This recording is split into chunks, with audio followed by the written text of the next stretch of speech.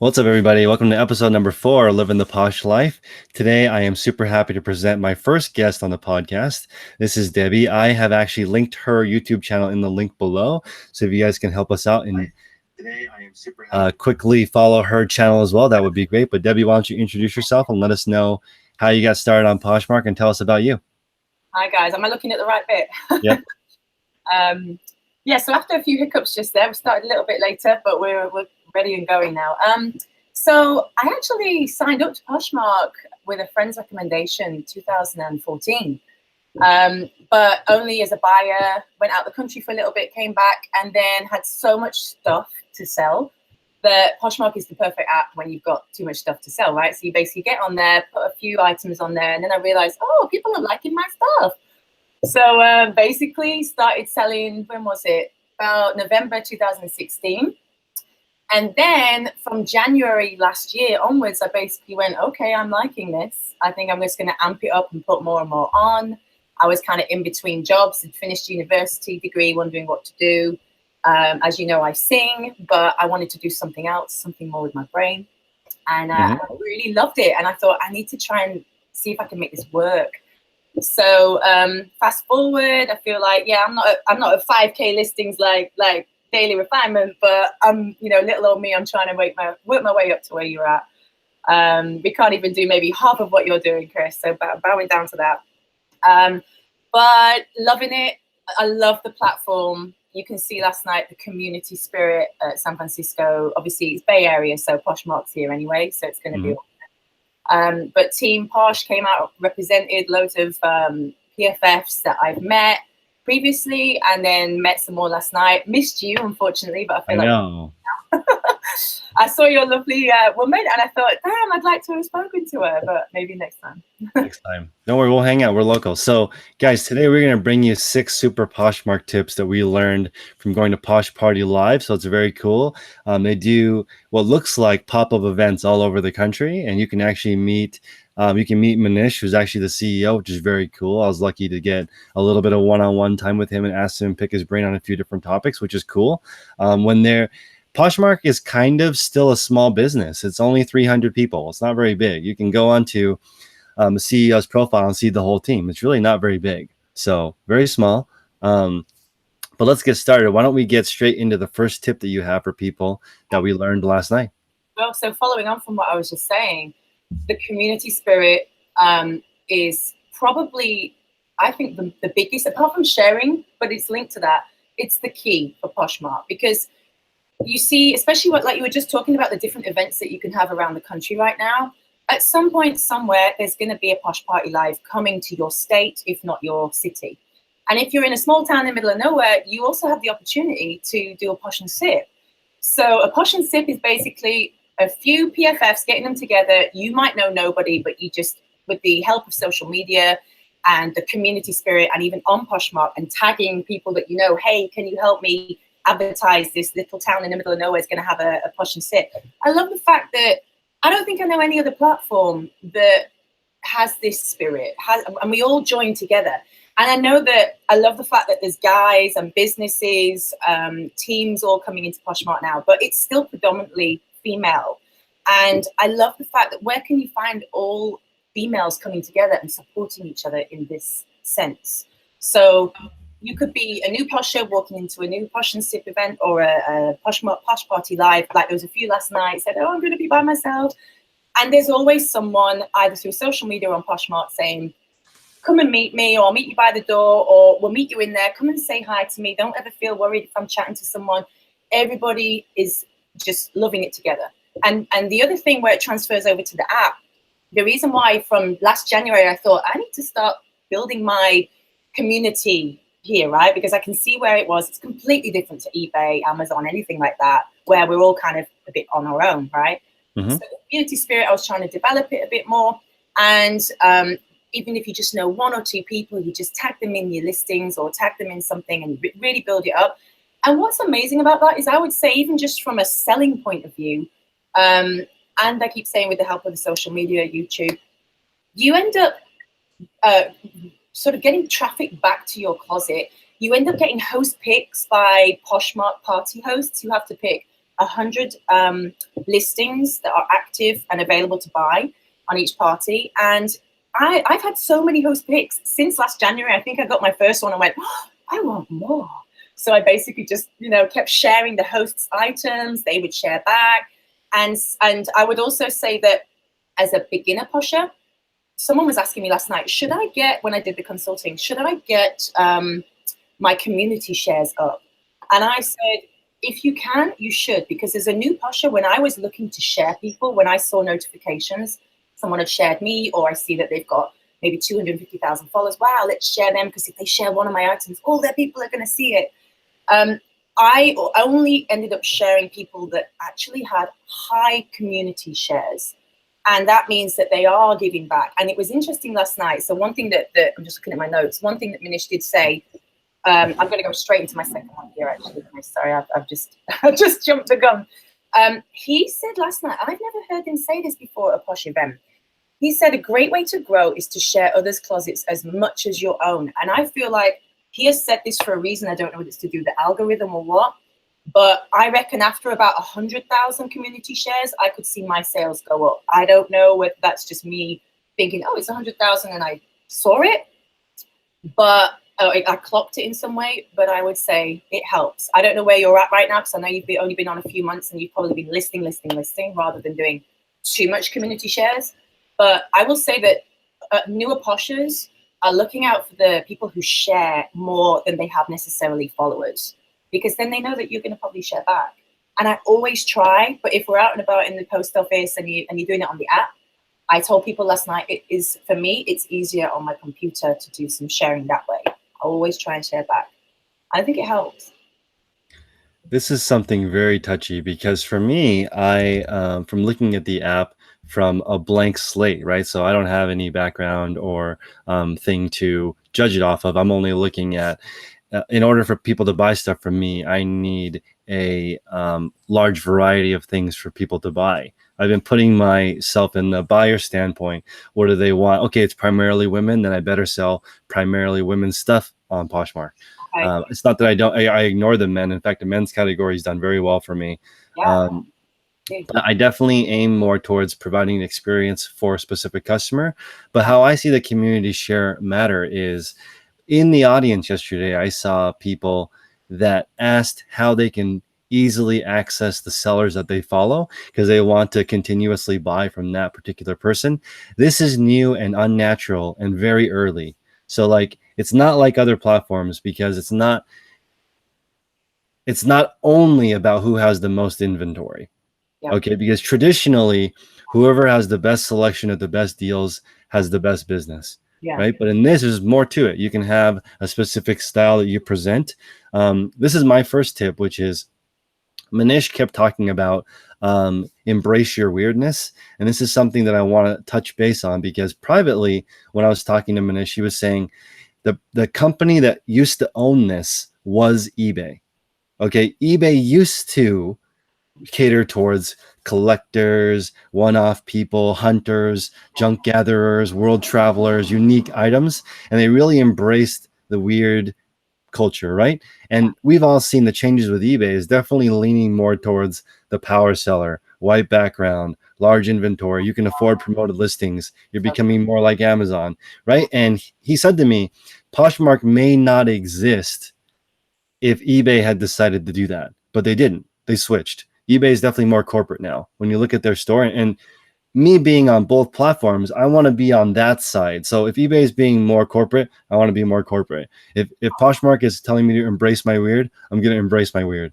I'm going to where the platform is going, because you want to play ahead. So I think it's important for you guys to realize being on Poshmark is a really, really good way to express yourself. And this is something I really want to point out on. It's beyond reselling a little bit, which is most people are deeply unsatisfied.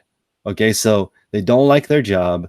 They may not like their relationship. They may not like themselves. They're online constantly comparing themselves to other people.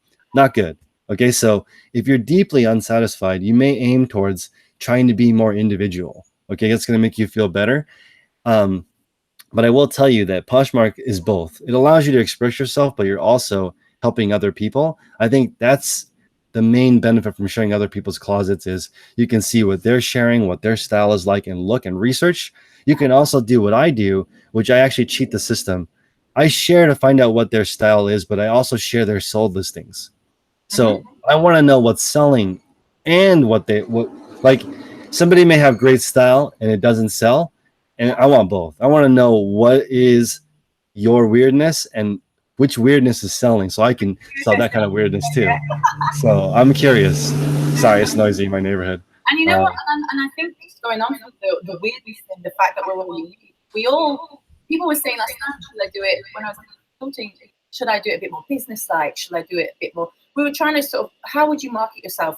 They were saying, should I have my photo as my Poshmark profile picture, or should I have a bit like what I've got with the logo side of things? I think you've got photo, right? You've got a photo of yourself, or did I see? I just switched. So it's still the Meet the Posher is still me, but I changed the profile just a week ago to a woman because the reason why I switched is because my demographic, like this is very odd and maybe controversial, but like I even did a poll with some of my African American followers and asked who would they rather buy from, and the answers, even from Black women and minority women, were they want to sort of buy from a fashionista white girl. So the basic white girl is the person, is the fashion trend they want to actually buy on Poshmark. That's why they're on Poshmark, is looking for that particular style of fashion, right? It's not to say that's right or wrong. It just is what it is. So I was like, okay. So that's why I decided to pick a picture of a generic white girl as my profile picture, and I put it's royalty free. But again, I consider that part of my weirdness, because when people click into it, they can see I have a sense of humor. There are Easter eggs all over my store and I consider that like putting in a little bit of cheese into your description so people can get to know you a little bit more. That's why, without exception, this is so weird, but you'll look in people's stores and they'll say, up for grabs is this amazing, breathtaking dress. And you're like, okay, none of those words are searchable, right? They're not searchable. It takes time for the person to write this. Maybe they couldn't post them, but write this sentence, but it converts. Okay, because people care. People want some kind of personal touch. They can buy something from anybody. Yeah, it's true. Yeah, and so really the point is anything goes. You know, it doesn't matter whether you're going for more of a business or you're trying to get, like, for example, I'd like to continue building a brand. You're right up there with the brand kind of thing, right? So we've got a long way to go. So people can choose whether to do that or they can just keep that personal approach. But I like that Poshmark has the personal approach. Probably most of the closets are little old me starting with my closet and just throwing 10 items on there. So if that's the majority, maybe we all connect more with that rather than just a pink logo, or you know what I mean. So we could do a bit of both, and I might experiment with that as well. But yeah, maybe I'll throw a picture of myself on there at some point. Profile. What's your second tip? So it was basically, I went straight into it about community shares, and I will just elaborate on that. There's a lot of people out there, a lot of poshers that are not doing community shares and they're not following people. I think whatever you do on the platform can only be reciprocated in some way or drive people back to your closet. Like, for example, there's a lot of people not following anyone. I'm just following sometimes. And I know Manish last night was saying that maybe they're going to come up with a way of us being able to go, these are my top 10. Like, I really want to follow those. I really want to share 10 items from those 10 poshers every day, or your PFFs or whatever. So I'm hoping that they sort of do some sort of organization with that. But for now, I do follow everyone that's at least followed me. And a lot of big poshers don't do that. And I sometimes wonder why, because why you've got that one opportunity to click follow on them again. Yes, you can share their items, but if all you've got is the time to just follow, it's one way of them on their notification seeing that, oh, keep calm and Posh on actually followed me. Let me see who she was again, or let me see what she's got. I don't know why people aren't doing that. So I've been doing that from the beginning. I'm probably following way more than I've even shared community shares. And the reason why the community shares work is because I've seen with my own eyes on the notifications, I've shared something or someone's just shared something of mine. And then they basically, you can see the ripple effect. It's so interesting on the news notifications where you see that this person shared that listing and then 3 or 4 other people shared the same listing that are on at that exact same time and see it on their news feed. And that's how Poshmark works. I eventually got a sale. It's happened at least twice where I've seen the notification of someone sharing my closet and it's sold. And also my friend further across the country actually screenshot something of her newsfeed and say, thanks for sharing, because I think that it just sold. Who knows if it was you or not, because she might have just found the item. But also there was a huge chance that it might have been because she was looking on the newsfeed because she was following me. So the sharing and the following is all interlinked. We should just be doing as much of it as we can. This is very fascinating because I think from a strategy standpoint, it's both. It has a social aspect. So to a certain degree, being popular and having some social clout and being a community member and presenting content is all very useful, right? I think that even though I may not be following, I don't follow that many people on Poshmark yet. I'm learning how to do it. I mainly follow new people, but again, being on the platform. So I've been on the platform for about 6 months. For sure, I have a significant amount of revenue coming from social media. Absolutely. So it absolutely matters. Everything that you do matters. The way you carry yourself, the way you write stuff, it's a big deal. Yeah. So what's your second one then, Chris? Okay. Well, my second one, let me just make sure. Okay. So someone in the audience, and people are asking if you could be closer to the mic when you speak as well. Oh, I will do. Yeah. No I'm trying to get my posh love in, but never mind. No worries. The second thing is, so a lady raised her hand in the audience and she said, I have 200 listings. Manish, is it possible for you guys to have a button that shares all? I like to share my entire closet at one time. And he said that one of the reasons why he doesn't do that, more or less, and what I was trying to gather from what he was saying is that makes it easier for bigger sellers to dominate. And I understand now why. Because if my closet has almost 3,000 items in it, if I press share all, it's going to dominate the results. Yeah. Plus, if I have staff sharing my closet 24/7 and continuously pressing share all, that's crazy. Now, if it was like share all and it only shares one time for the whole day and you have a limit, you can only share your items on Poshmark one time per day, then I really think it would be totally democratic. You can limit your shares per item to one per day. And that actually, in my opinion, is a true level playing field. Because what happens is, you guys will notice this, when I first started and I had 200 items a day and I could share my closet 5 or 6 times a day, right? And because it only took 10 minutes to do it, my results were much higher than right now. It takes me like 95 minutes to share my closet. So it's not an easy endeavor. And so I can see that being, but as of right now, I would recommend that you guys share your closet once a day. But I think features like that will definitely be abused. Oh yeah, totally. Share all feature.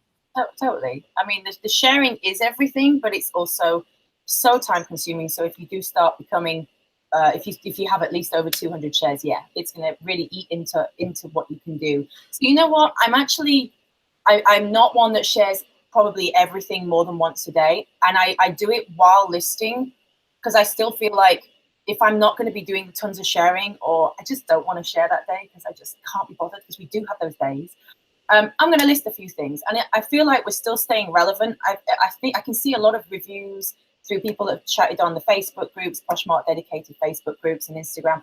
And as long as you're listing, you can still make sales. I don't know whether it's something to do with the algorithm or what, but sharing and listing, double whammy. I think that's the best way.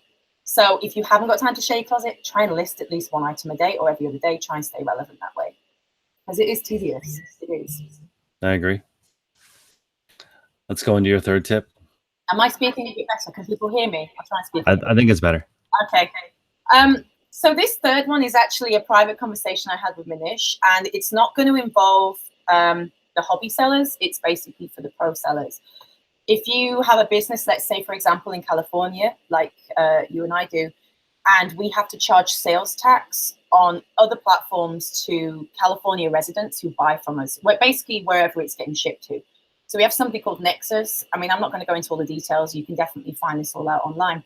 But it's really bothersome to me when I send out offers to likers and I'm giving them a huge reduction and someone says yes, and you go, yay, I made a sale.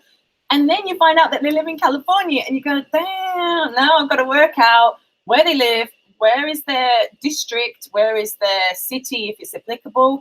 And you have to then take out, as a business, that sales tax from the gross sale amount, and you have to pay the buyer's sales tax. And I feel like it's highly unfair for sellers. And the more professional sellers that are going to be, legit collecting sales tax, as we should in certain states, the more that happens, the more this is going to be an issue. So I just basically said to him last night, I know it's not something you necessarily want to talk about. What was really interesting is that he said when Poshmark started, they charged sales tax to buyers. So right at the beginning, for the first year or year and a half, he said. And then he had this huge pot of money, and he was trying to go to the Board of Equalization and say, here you go, here's the Poshmark buyer's sales tax that you need. And because it's so complex, because, if you bought something in Oakland, Chris, I think your sales tax amount might be ever so slightly, maybe 0.25% different to someone who I sent something to that bought it from San Jose, Santa Clara in general. So it's so difficult to work out that I think a roundabout conversation, he basically just said they wouldn't accept the money. And my friends and I afterwards were just laughing, wow, they wouldn't take the money.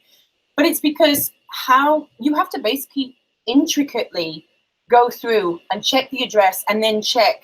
Whereas, like on eBay right now, all I have is, oh, bless you. That was a very silent one. Thank you. Right. And so you basically check in, I've got something like the state tax 4.25 or whatever. But if someone buys something locally from me and it's a higher tax bracket, we're in a very affluent neighborhood, then it's kind of it's not correct, right? So it's just a nightmare. So obviously that will need sorting out. But how can Poshmark then sort that out if it's not even sorted out within each state? It's just so not clear. So it's a nightmare. But you know what? I'm not enjoying the 7 to 9% coming out of my gross sales on Poshmark. On eBay, it gets charged to the customer, so I receive that as well, and it's my responsibility at the end of the year to pay the tax on that amount. That's right. By what I collected. So I don't know how they're going to deal with it. I was just surprised. He just said they're working on getting something to get it sorted to help sellers. So for the pros out there who are digging into their profits to pay the sales tax on behalf of buyers that are not being charged correctly on Poshmark, it's getting sorted in some way, but I don't know how and I don't know when, but I'm praying it's fairly soon. Also, right now, Poshmark's sort of operating under the radar. They don't even issue 1099s yet. Yes. So that being said, your Poshmark income is not being reported right now, which is a little fuzzy because for a pro seller, we're talking potentially hundreds of thousands of dollars that's not being reported. It's a very interesting puzzle right now. And then there is more of a penalty if you accept sales tax and do not pay it. Yes. Than if you do not accept it at all and then don't pay it. You're less in the you can kind of play naive and be and the problem with Poshmark, he said that he had to end up sending all of that sales tax back to every single buyer. That's right. He's like, I can't do anything with it. I can't keep the money. Send it back. It was crazy. Yeah, no, it is insane. Yeah. Anyway, it wasn't really a tip. It was more of it was an interesting thing to learn. When it now that the offer to Lycos is so big, and he said, I think last night, at least 30% of sales are offered to Lycos. That's insane. Yeah, That's it's insane. And I'm doing it. But then when I see that California, I'm like, I know, right? It's crazy. Well, my third tip, guys, is pretty interesting, which is live closet reviews is an excellent thing. I think is very cool. So, for example, I've been to a lot of eBay events, and people don't improve their stores at the event. They go to the event to complain. And I feel like that's very unproductive. You're already together. You might as well get a second opinion on your store. Like if you have an eBay meeting, I want to look at your store. You should look at my store. Let's actually improve ourselves. And I think it was very cool looking at a closet consultation in person, listening to what works for a certain person and what works for a different person. It doesn't matter what level you are at, because something is working for somebody and you can find out why, what's not working for them. And I want to schedule it in to work with a closet consultant or an eBay store consultant privately and with a stranger, because then they don't know anything about you. They're just looking at your closet as as both a browser and a shopper and a seller. Good idea. They can see. And I think you were a closet consultant last night. I forgot, and so I was wondering where you had gone while I was looking. Later, so I didn't get the 6:15. I got 8 p.m. So I had a few people after that. Mm-hmm. So I love the fact that you went and did that. I think, you know, everyone will see you right now with all the social media and the YouTube success and the selling success. They will be probably surprised to hear that you're going to just go up and have a Poshmark consultation, even if you're 6 months selling and you have that much success, that many things. I think people will be surprised that you do, but we should be wanting to learn constantly from whatever source we can get. Decide for ourselves, are they legit? Do I think that what they're saying is great or true, or at least digest it? We should be constantly wanting to learn and develop for our business. So I'm really impressed that you did it. So how did it go? Did they even know who you were, or they didn't? No, this is great. The lady that did my closet consultation has 400 items in her store available. I mean, 400 total listings in her Poshmark store. Okay, right? so, yeah. And mine is just under 5,000. Yeah. Okay. So when she pulled up the listing, she was like, "Whoa, you should be giving the closet consultation." But I said, "No. I want to listen to your advice." And she said, "Well, okay." In her store, what she tries to do, like, she does a few things. She organizes her closet by type, right? So kids, women's, men's, to make it easier to understand, which is a great tip, because then it's easier for shoppers if they browse through your store. Yeah. She also put, this is something very unique that I haven't heard before, which is she may have a really hot item that she's looking at, and she said, "Okay, Chris, I'm not like you. I have because I have help." She's like, "I'm a mom. I only have a certain number of things per day, but there's a few home run items that sometimes I'll mention." Right. Like, if I only have 50 active listings, I have the ability to go in there and say, "Hey, I've got some really great dresses as well. If you want to take a look, I have those." Because you're already getting the traffic off of one item, you can use that to make more sales. And I am not doing that. But you can see Amazon says other people have bought these right on the chart, and eBay does the same thing, trying to get people to do promoted. So also she explained. Right? You've seen that at the bottom of your Posh page. You can see that there's other listings. It does recommend stuff. That's true, it does, but not in other people's closets. Yeah. So it is in other people's closets recommending. So you have a little opportunity in there to do it. And then also the signpost idea that she does is the signpost idea. She was explaining, you can talk to your buyers in a certain manner. Like, "Hey, this is how I like to do things." And so I was interested because I currently do not use any signposts. But when you go into your store right now, if I remember right, you don't have a meet the. Do you have a meet the Posher? I do, but it's not. There's this. Why don't you just stick it right at the top, and then boom, it's an introduction.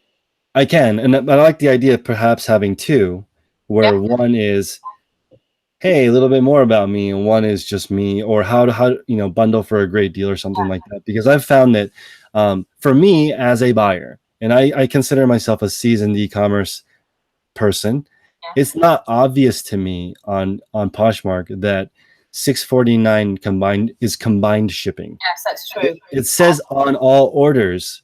Yes. Which doesn't translate to me, meaning you can get 100 items for $649. Yeah. So I put that. I'm going to now explain that. Save big. Make sure to ask about the bundle discount, because people don't want to be embarrassed. Like, "I don't know how to use the app. I don't know how to do this," and give up. And I want them to stick with it and stay confident. So she gave me some tips and ideas. So here's the thing. Her entire Poshmark career is probably 4 or 5 years. She's been doing it a long time. She's seen a lot of changes, right? If you can't learn from somebody, then usually it's because maybe you're not. I don't know how to explain it, but you can learn from anybody. You can learn from anybody. Something that you'll always be surprised by something that someone says at some point. There's always people that are going to think slightly different to you. I'm just trying to think what it was. I think maybe when the bundle feature started, or there was some new feature that came in the last year before you joined, and I just remember thinking, wow, these people are thinking outside the box and doing a post and saying, "Yeah, do this, and this." I can't remember exactly what it was now, because we fast forward and we've got every going now that we're happy with, to a certain extent, that we've been asking for. But when things get introduced, sometimes people were thinking outside the box. It was pretty genius. I was quite impressed. And that's why if we continually look, continually share and check out different closets and you know, support one another, you will see what other people are doing. And sometimes I just screenshot something I think, that looks really good at the top of the closet. I need to think about making mine like that. I think she had some great ideas for you there. I actually started on Poshmark doing the categorized thing because I was trying to get the Keep Calm branding going. So, you know, with on Google, you can pretty much find keep calm and something, keep calm and ski, keep calm and keep calm and wear a skirt or whatever. So it was really easy for me to just categorize different ones. But then I decided that people don't necessarily shop like that. If they've just come across my closet, then fine. But if the men's stuff is right at the bottom, they're not always going to just scroll through like that. Most people, by the sounds of it, shop by looking on the left-hand side and narrowing down, which I like that new feature that's just happened, because then you're already taking out all of the men's, you're already taking out all of the kids of each closet, right? I think that's pretty genius. So there's definitely some other things I would like soon. I would actually, as a buyer, and this also applies as a seller because buyers are not going to find my stuff as easily. When you like something, and I've liked lots of different things for different reasons, maybe one of your items because, Chris, I really liked that photo. One of these items because I want to pick it for an upcoming party because I've been a host 3 times now. I have all these different likes, and then in the mix somewhere in that, maybe down at the bottom, are likes that are for me that I would actually like to buy. And if somebody doesn't reduce the price and the notification come to me, then I'm never going to see it unless I scroll through all my likes, and it takes forever sometimes because as a party host, you have loads. So I'm praying that we get folders for likes, because if we get folders for likes, I will buy more on Poshmark, and that makes sense. And I think Poshmark will get so many more sales from sellers like ourselves who think, "Oh, where were those shoes again?" It doesn't matter. I've got my buying folder. I've got my resellers folder that I love looking at. I've got my sharing folder with my PFS.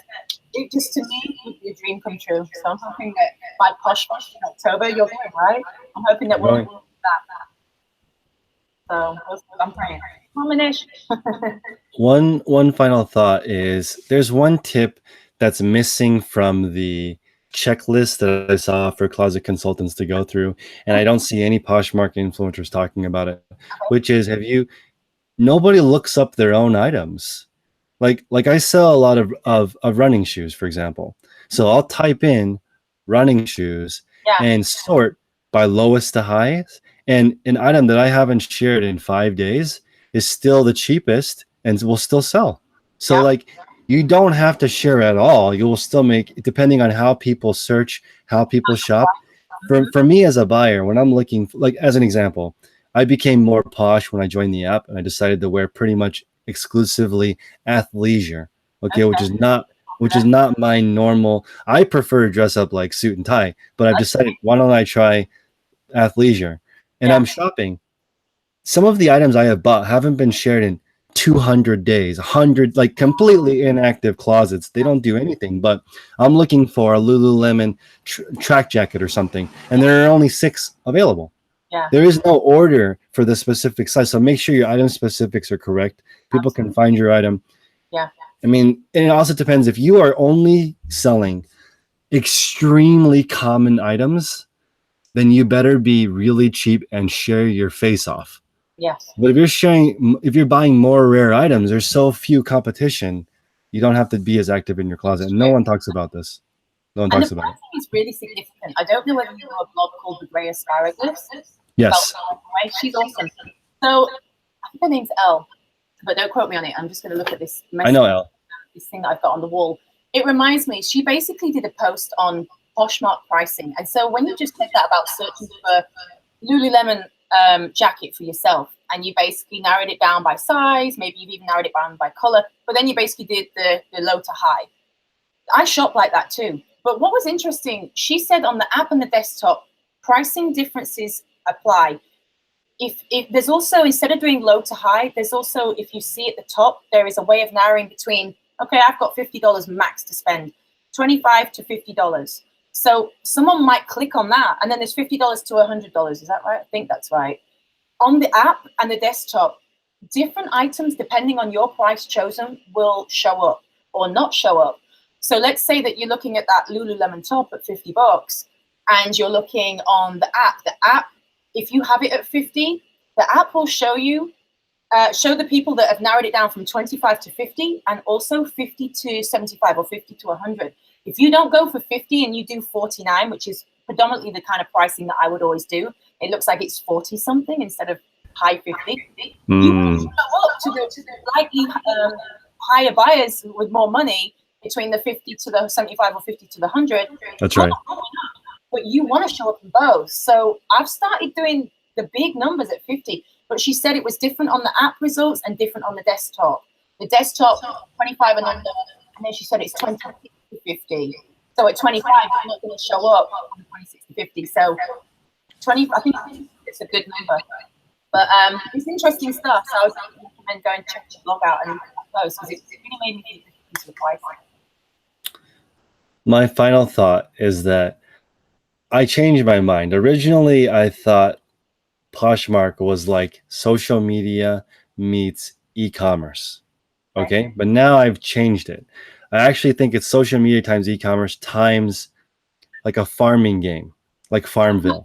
Yeah. Okay. And the reason is because people log in, they log back in to look at that item, they reshare it, they edit it. It's like in Farmville, you plant a seed and you check back the next day, has it turned into a plant yet? And then has it turned into a tree? Okay. Like you're back looking at the same thing. It's engineered to be addictive. Yeah. Right. So when you're looking at your app, I want to encourage people in the group to not get too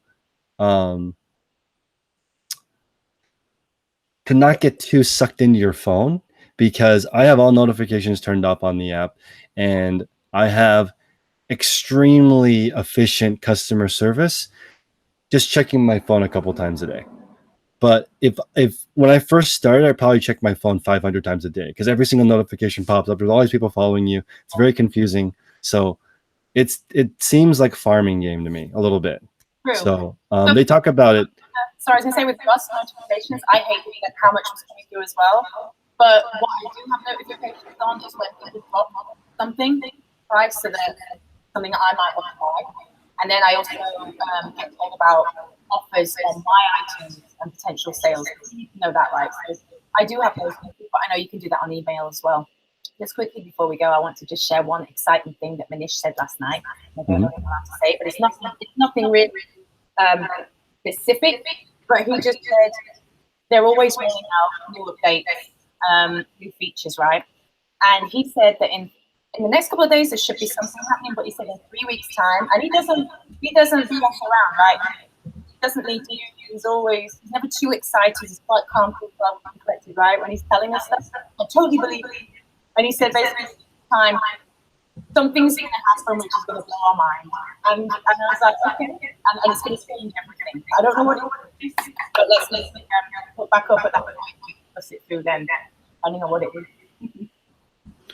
No, and I want to say that it's irresponsible if you are a Poshmarker and you don't reach out to people who work at Poshmark.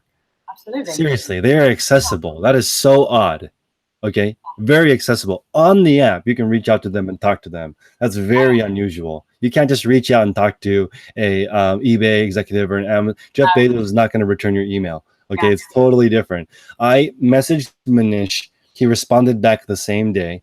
He bought two things from me, and he knew right away when he saw me, this is what I bought from you. Thank you. Like that's not normal, guys. You guys need to be able to reach out. It's incredible. Yeah, they're all like that. All team Posh, very supportive, and you can also find them if you're on social media, and if you're not, you should be. One of the biggest things I learned last year at Posh Fest, my first Posh Fest, was the social media side of things with the amazing Amanda Weiss. She said she did a whole segment, a whole session of we need to go on social media. Why?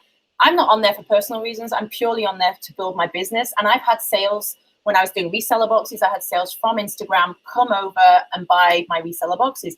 And you know it's the same. You just said the same thing. You have so many purchases perhaps that way, or at least interest in your closet. It's just another way to direct people to your closet. And it's hard doing that otherwise. So get on social media and then come and find us on there. Come and follow us and we'll follow you back.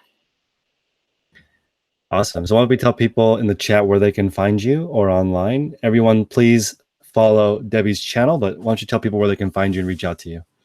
Yeah, so I'm Keep Calm and Posh on everything. So keep calm with a little n, not and. Keep calm, like in and out burger, right? In and out. That's how I'm saying it.